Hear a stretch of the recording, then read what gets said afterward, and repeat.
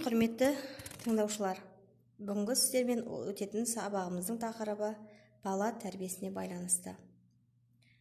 Бала тәрбиесі бесіктен. Тәрбие тал бесіктен басталады.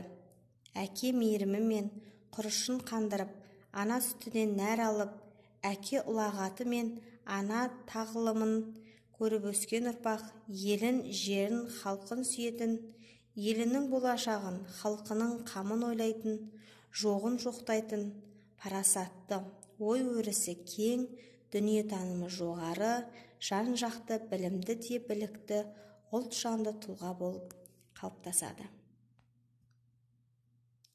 Тәрбиелі адам тағалы атпен тең.